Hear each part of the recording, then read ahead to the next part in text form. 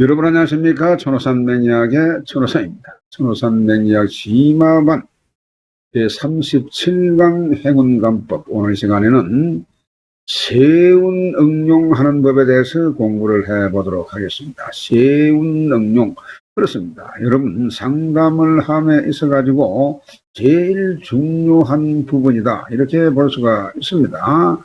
세운을 보면서 좋고 나쁘고는 알겠는데 어떻게 어떤 방법으로 나쁜 건지, 어떤 변화작용이 일어날지에 대해서 이 부분에 대해서 설명하기가 상당히 어렵습니다. 그렇기 때문에 이런 부분에 대해서 어떻게 응용을 하는 건지 이 공부를 시작하도록 하겠습니다. 심화반 제37강 세운감법 중에서 그 세 번째 십신별 세운응용법입니다. 자, 십신이죠. 우리가 10개의 육신을 또한 십신 이렇게 부르는데 10개의 신이 있습니다. 그래서 그 중에 먼저 비견급제에 대해서 공부를 해보도록 하겠습니다. 비견급제, 여러분 우리가 육신 공부하면서 비견급제 공부를 했습니다. 그래서 먼저 이 비견급제의 특성에 대해서 먼저 알아보도록 하겠습니다. 자, 먼저 비견입니다. 비견. 여러분, 비견이 뭡니까? 비견. 비견은 글자 그대로 여러분요, 견줄 비자의 어깨 견자입니다. 이것이 어깨를 견줄 수 있는 사람, 이것이 동무지요. 친구. 그렇습니다. 그러다 보니까 이 비견은 나와 오행이, 음양이 똑같습니다. 양이면 양, 음이면 똑같다 보니까 이것이 바로 비견이죠. 그래서 이 비견은 독립, 독행, 투쟁하고 비방하고, 자, 분과 분리, 이별, 고독, 심지어는 양자도 갈 수 있는 그러한 기질을 가지고 있습니다. 보면은. 그래서 비견, 이것은 상당히 좋으면서도 나쁜 것이 바로 이 비견이죠. 그렇습니다. 그리고 급제가 있습니다. 음양을 달리하는 급제가 있습니다. 급제. 자, 급제의 그 글자를 보게 되면은 급자 자체가 사실은 이 급탈할 급, 이런 글자입니다. 글자인데 재물은 재물제자죠. 그러다 보니까 재물을 급탈한다, 이런 뜻을 지니고 있습니다. 그래서 이런 것을 뜻을 지니고 있으면서 이것이 이 사주에게 되면은 교만불순하고 투쟁하는 마음, 자, 파산이라든지 손재, 이것이 재물을 겁탈하고 재물을 이 손해 보이게 하는 것이기 때문에 손재가 생길 수가 있고, 요행심, 그리고 배우자와 불화하고 이러한 경우가 상당히 있을 수가 있습니다. 이런 것이. 그렇습니다. 이것은 각 객체별로 비견과 급제에 대해서 알아봤습니다. 자, 그래서 그 두 번째 보겠습니다. 이 비견급제가, 자, 여러분, 이 비견급제가 사주에 과다하면, 사주에 많으면 그 말입니다. 많을 수 있습니다. 여러분, 비견급제 사주가 심지어는 전체적으로 비견급제, 100%는 아닙니다만 거의 8, 90%가 비견급제로 이루어지는 그러한 경우도 있습니다. 많이 봤죠. 그렇습니다. 그래서 오행이 골고루 있는 사주가 드물기 때문에 이런 것을 참고로 하시고, 비견급제가 사주에 많게 되면은 어떠한 현상이 나타나는 건지 이것을 보겠습니다. 자, 그 첫 번째로 객척정신. 자, 자립심이 강하고 독선적입니다. 남의 말을 무시합니다. 자존심이 강합니다. 강한 정도가 아니고 엄청스레 강합니다. 자, 그리고 그 두 번째 보게 되면은 이것은 남녀공이, 남자만 그렇고 여자가 안 그렇고가 아니고 남녀공이, 이것은 어부정, 어처정이 생기게 문제가 있습니다. 그래서 부부가 불화합니다. 그래서 결국 결론적으로 결혼 생활 유지하기가 곤란하다, 이렇게 볼 수가 있습니다. 사주에 비견급제가 과다하면, 자, 이거 명심하시고요. 자, 그래서 세 번째 보겠습니다. 세 번째 보게 되게 되면은 비견급제가 많다 보게 되면 조실부모 할 수가 있습니다. 조실부모. 왜 그렇습니까? 이 조실부모는 부모를 일찍이 내가 어릴 때에 일찍이 잃는다 이런 말이 되겠죠. 그러다 보니까 이것이 왜 그런 이야기 되면 내 사주에 비견급제가 많다고 보면 상대적으로 재성이 여러분 재성이 편재가 아버지죠. 편재. 자, 아버지에 해당하는 편재가 극을 받을 수가 있습니다. 많은 이거 비견급제로부터 재성이 극을 받을 수가 있죠. 그렇기 때문에 이것이 아버지께서 장수를 할 수 없는 요인이 되는 것입니다. 그래서 도실 부모가 될 수가 있다. 생존시에는 또한 만약에 이것이 아버지가 살아 계실 수 있습니다. 그러다 보면은 만약에 살아 계시면은 합가하는 것은 불가하다. 같이 사는 것은 불가하다. 이런 말입니다. 그리고 이때는 반드시 분가해서 살아가는 것이 상호간에 유리하다. 이렇게 볼 수가 있습니다. 자, 넘어갑니다. 자, 그런데 비견급제 운이 오면, 자, 비견급제 운이 오면은 신약하게 되면은 비견급제 운이 오면 좋습니다. 그런데 사주가 상당히 왕하게 되면은 비견급제 운은 좋은 운이 아니죠.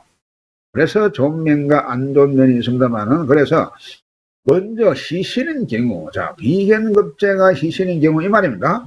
비견급제가 희신인 경우라면은 이것은 과연 그럼 어떠한 변화의 작용이 있느냐? 그렇습니다. 이 비견급제가 희신이 되게 되면은 이것은 독립신이기 때문에 근본적으로 비견은 독립신입니다. 그래서 이거는 덕조지인연이라 이렇게 부르는 겁니다. 내가 덕을 쌓고 많은 사람들로 인해서 내가 도움을 받을 수 있는 그러한 좋은 해다.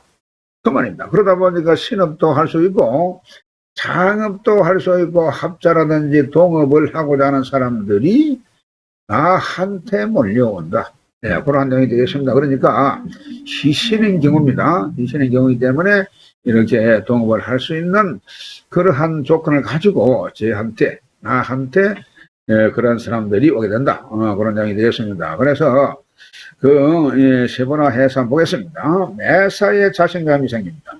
비견급제가 오니까 비견운이 와서 나한테 좋으니까 이것은 활력이 생길 수밖에 없죠. 자신감이 생깁니다. 나의 우군이 생기니까 그래서 활력이 생기고 대인 관계가 원만해집니다. 우군이 생기기 때문에 엄청 좋은 그러한 내용이죠. 그래서 형제, 친구, 동료의 도움으로 협력 관계가 성립이 되는 겁니다. 아주 좋죠. 그렇습니다. 그렇기 때문에 동업도 할 수가 있고 신업을 할 수가 있는 겁니다. 세 번째 보겠습니다. 이쯤 되게 되면은 좋은 신이 왔으니까 직장인은 승진하고 직장 이동이 있을 수 있습니다. 내가 독립하는 경우가 생길 수가 있습니다. 취직이 될 수가 있습니다. 취직을 하지 않은 사람은. 그리고 분가를 하더라도 좋은 그러한 기회가 된다. 희신이니까. 바로 이겁니다. 자, 그런데 사주에 비견급제 운이 온다면 그런데 이것이 기신인 경우는 아까하고는 앞선 내용과는 완전 반대되는 그런 내용이 될 수가 있습니다. 기신인 경우에는 이것을 갖다가 여러분 손실신갑니다. 손실. 자, 내가 손실 잃을 수 있는 재물도 잃고 여러 가지로 내 것을 잃을 수 있는 손실을 하게 되는 그러한 운이다. 그런 내용이 되겠습니다. 그래서 그리고 또 관제구설이 생깁니다. 관제구설. 그리고 부친유고가 올 수가 있는 것입니다. 부친유고. 그리고 손자가 있을 수 있고요. 교통사고의 위험이 있습니다. 그리고 간통사건이 생깁니다. 간통사건. 그리고 그러다 보니까 송사가 생길 수가 있고요. 부부 이별하는 이런 경우가 생길 수 있고 애인이 있어도 이별하는 그러한 경우가 되겠습니다. 기신이니까 비견 나와 같은 동료가 비견인데 이것이 이 비견급제가 같이 봐도 좋습니다. 여기서 왜 같이 봐도 존장이 되면은 이거 자체가 비견도 사주에 많으면은 급제로 보는 것이 맞습니다. 급제의 기능으로 봐라. 그리고 급제도 좋은 신이 돼가지고 희신이 돼가지고 좋게 작용하게 되면은 이거는 또한 비견으로 비견의 적성, 비견의 기능. 자, 이렇게 봐도 좋다. 그렇게 말씀을 드릴 수가 있겠습니다. 자, 그래서요, 형제 동료로부터 귀찮은 일이 발생하게 되고, 동업자가 출현합니다. 자, 이때 나타나는 동업자는 나를 해코지하기 위한 그러한 일로 동업자가 나타납니다. 그래서 이런 경우 많이 있습니다. 여러분요, 어떻게 어렵게 웃지 돈을 조금 벌었다 하니까 다른 데서 동기동창이 어떻게 알고 날아왔는지 날아와가지고 우리 무엇을 해보자라고 이렇게 하면서 우리말로 꼬십니다. 꼬시기 때문에 이렇게 나타날 수가 있습니다. 이는 반드시 망하게 된다. 이런 말씀을 드리고, 그래서 이익이, 여러분요, 이익이 저하 된다. 이익이 떨어집니다. 귀신이 되면. 자, 그렇습니다. 형제 동료 등으로부터 금전 및 재산상 분쟁이 생긴다. 자, 이렇게 비견급제가 오게 되면은 이와 같은 내용으로 설명하면은 되는 겁니다.